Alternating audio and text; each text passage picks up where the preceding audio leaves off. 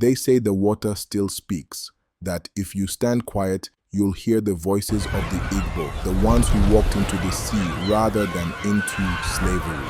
This is not just a legend. This is Igbo landing.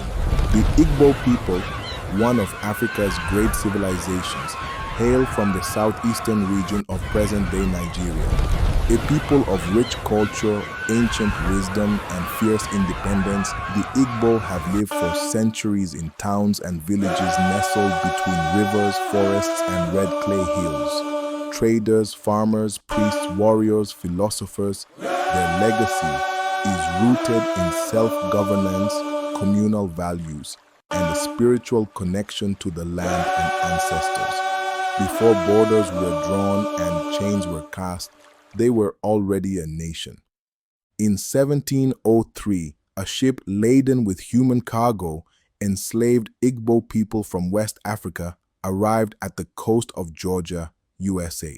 They had endured the unspeakable horrors of the Middle Passage. Chained, beaten, and brutalized, they were forced across the vast, unforgiving Atlantic.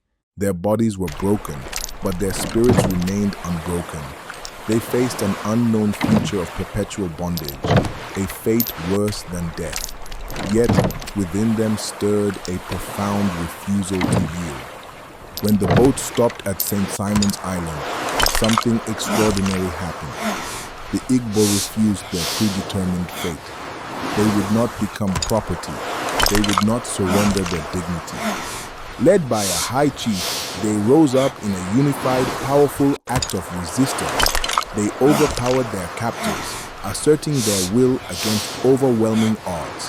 Then, with a collective resolve, they marched.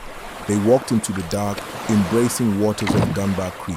As they moved, they sang in their ancestral language, a haunting, powerful chorus. The water spirit brought us here. The water spirit will take us home. They chose death over bondage. They chose dignity over despair. Their final steps into the water were not an end, but a profound declaration, a refusal to be enslaved, a reclaiming of their very souls. It was an act of ultimate freedom. Some say they flew home, their spirits soaring back across the ocean. Others believe their spirits still guard these shores, a silent, powerful presence. The water remembers their sacrifice.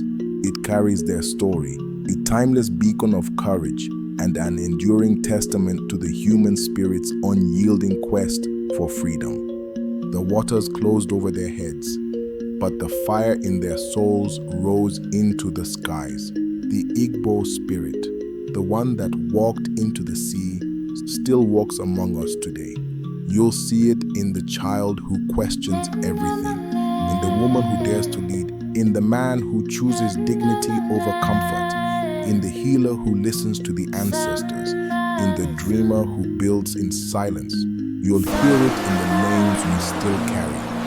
Chimamanda, Ifeanyi, Kalu, Chitani, names that declare I was, I will be. They were never just victims, they were visionaries, the ones who walked into the sea, so their descendants could rise again.